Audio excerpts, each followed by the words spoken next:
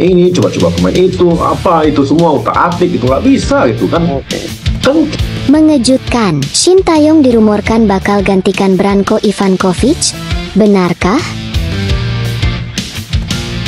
Akibat bandingkan performa pelatih timnas, Arya Sinulinga kena semprot. Bagaimana reaksi Arya?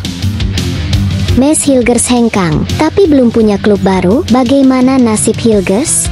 Simak beritanya dan jangan lupa nonton sampai habis ya teman-teman.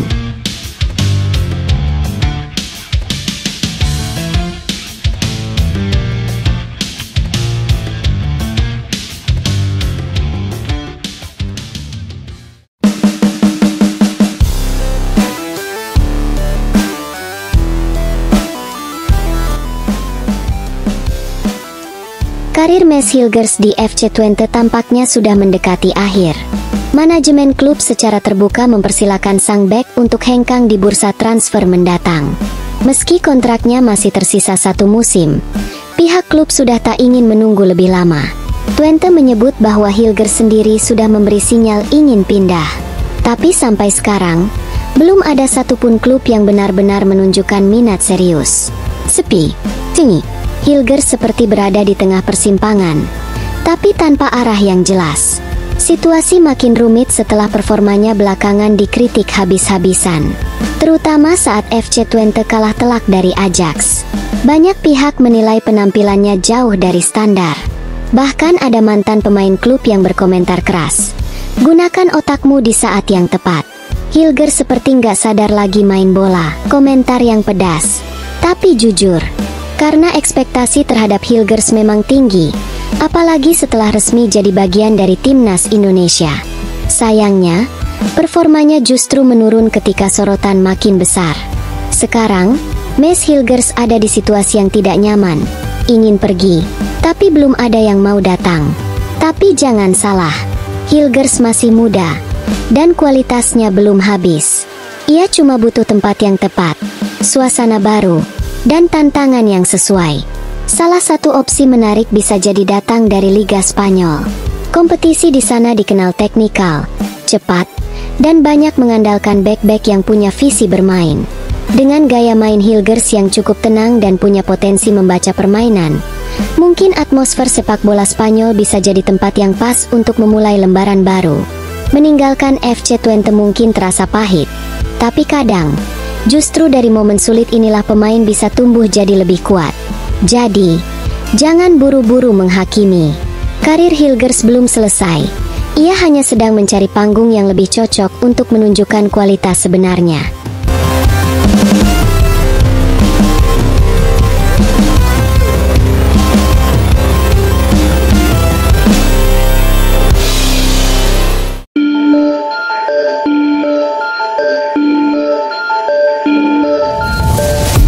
Cina kembali jadi bahan tertawaan Asia setelah tersingkir memalukan dari kualifikasi Piala Dunia 2026. Kekalahan 0-1 dari timnas Indonesia di Stadion Gelora Bung Karno jadi pukulan telak.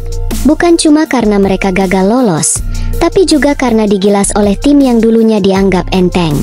Gol penalti Ula Romeni di menit ke-45 bukan sekadar angka di papan skor, tapi palu pemakaman untuk ambisi Cina. Hasil itu langsung bikin Branko Ivankovic kehilangan jabatannya sebagai pelatih. Statistiknya menyedihkan, cuma 9 poin dari 10 laga, dengan gaya main yang bikin fans muak. Sekarang, Asosiasi Sepak Bola Cina, CFA, lagi sibuk cari pengganti, dan ironisnya, yang mereka incar adalah sosok yang baru saja mempermalukan mereka, Shin Tae-yong. Pelatih asal Korea Selatan ini jadi magnet utama setelah sukses besar bersama Indonesia. Dari tim yang dulunya jadi lumbung gol, kini Indonesia berubah jadi kuda hitam Asia. Di bawah Shin, Garuda lolos ke fase gugur Piala Asia 2023 untuk pertama kalinya, dan bahkan mengubur impian Cina untuk tampil di fase lanjutan kualifikasi Piala Dunia. Media Cina seperti Sohu bahkan menyebut 2 alasan kuat kenapa Shin bisa jadi pilihan tepat. Dia sudah terbiasa dengan iklim sepak bola Asia, dan gajinya jauh lebih murah dari Ivankovic, cuma sepertiga dari total bayaran pelatih sebelumnya.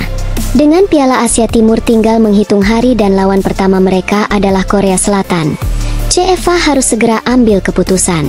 Kalau mereka masih gengsi dan nolak Shin Tae-yong hanya karena pernah dipermalukan olehnya, ya siap-siap aja mental dan performa tim makin jeblok. Indonesia udah panen hasil dari tangan dingin Shin. Sekarang tinggal tunggu, Cina mau move on, atau makin nyungsep.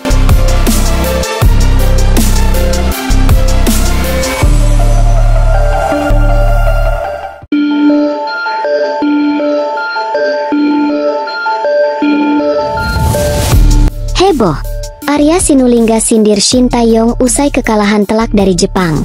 Media Korea turut menanggapi. Suasana panas meliputi jagat sepak bola Indonesia usai kekalahan telak timnas Garuda dari Jepang di laga terakhir grup C babak ketiga kualifikasi Piala Dunia 2026. Bukan hanya soal skor mencolok yang jadi perbincangan, tapi juga komentar pedas dari salah satu petinggi PSSI, Arya Sinulinga, yang ramai diperbincangkan publik. Dalam unggahan di akun Instagram pribadinya, Arya membuat perbandingan yang cukup kontroversial antara dua pelatih timnas, Shin Tae-yong dan Patrick Kluivert. Meski tak menyebutkan secara langsung, Arya menyiratkan bahwa Kluivert jauh lebih objektif dalam memilih pemain dibandingkan Shin Tae-yong. Ia menekankan bahwa Kluivert memberi peluang lebih luas kepada pemain-pemain lokal, khususnya yang berkiprah di Liga 1, tanpa unsur pemain kesayangan.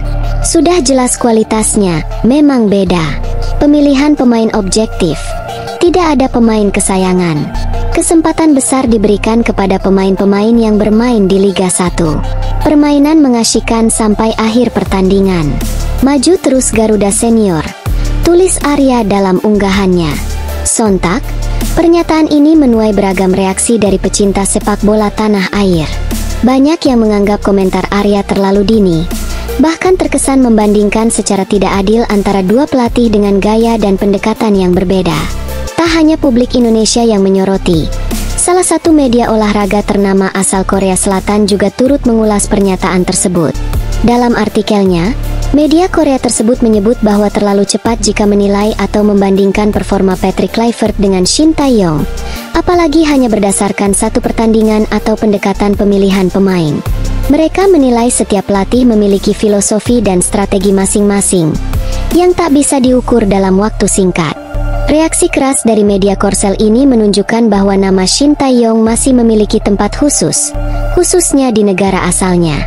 Selain itu, publik sepak bola Indonesia pun terbagi dua. Ada yang mendukung pandangan Arya sebagai bentuk evaluasi, namun tak sedikit pula yang menilai komentar tersebut tidak tepat di tengah proses transisi kepelatihan timnas. Kini pertanyaannya, apakah benar Kluivert bisa membawa perubahan besar di tubuh timnas Indonesia?